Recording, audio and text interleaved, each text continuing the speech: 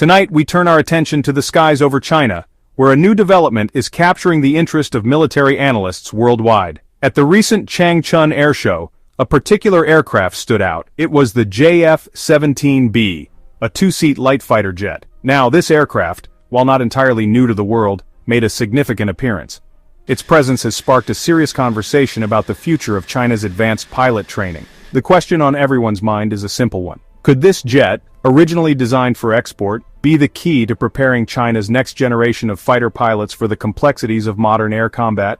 The appearance of the JF-17B was more than just a routine display of hardware. It was a clear signal of intent. The aircraft, painted in the distinctive gray camouflage of the People's Liberation Army Air Force, performed impressive aerial maneuvers for the crowds below. This was not a model on static display. This was a fully operational fighter demonstrating its capabilities. Spectators and experts alike noted its agility and power. The inclusion of this specific jet in such a high-profile event, alongside China's most advanced frontline fighters like the J-20, suggests that its role is being seriously evaluated by the highest levels of the Chinese military. This public debut on home soil marks a potential turning point for the aircraft's future. For years, the JF-17 program has been a story of international partnership, primarily with Pakistan. However, seeing the two-seat B variant in People's Liberation Army Air Force colors changes the narrative entirely. It indicates a shift from a purely export-focused project to one with potential domestic applications. Advanced pilot training is critical. Pilots must transition from slower, more forgiving training jets to high-performance complex aircraft they will fly in combat. The JF-17B appears to be positioned as the perfect bridge for that gap, offering a platform that simulates a fourth-generation fighter without the immense cost. The buzz at Changchun was palpable. Military officials and aviation journalists discussed the implications at length. Current PLADF trainers, while effective, reflect older design philosophies. The JF-17B is a product of the 21st century. It incorporates modern avionics, a digital cockpit, and handling closer to jets like the J-10, perhaps even the stealth J-35. China is not just building advanced fighters. It is also thinking deeply about how to train elite pilots to fly them effectively and maintain a strategic edge. The story of the JF-17, known as the FC-1 Xiaolong or Fierce Dragon, is one of collaboration and export success. From its first JF-17 Bravo flight in 2017 to this debut in PLADF colors, its journey may be turning home. When we look at China's current pilot training pipeline, we see aircraft like the JL-8 and the supersonic JL-9, jets that have served the PLADF well. But they represent an older standard, fewer sophisticated systems, analog-heavy cockpits, and far less combat performance. This creates a significant training gap. Pilots moving to J-10C or even J-20 face a steep learning curve. The PLAAF needs a true lead-in fighter trainer. The JF-17B seems tailor-made to fill that role. It's not just a trainer.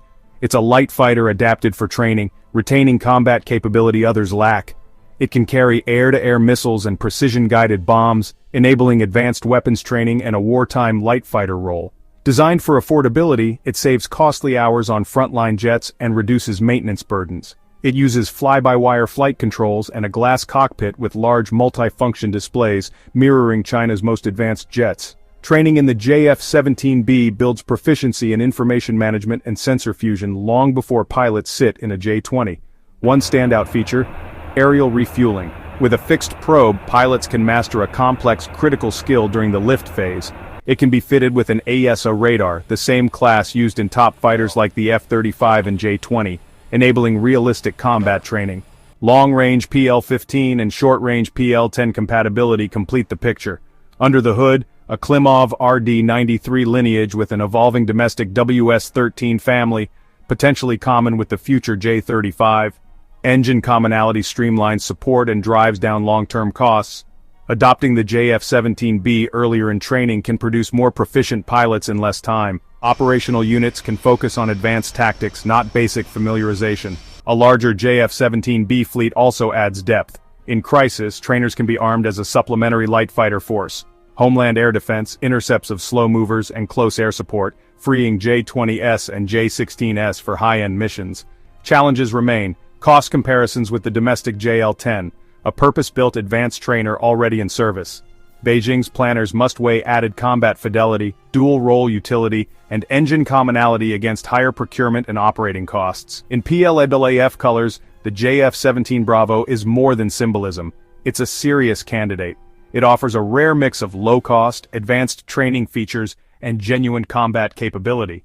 If it streamlines training, creates logistical synergies with future fleets, and serves as a secondary combat force, the case becomes compelling. While questions of cost persist, the JF-17 Bravo's ability to prepare pilots for 21st-century air warfare could be decisive.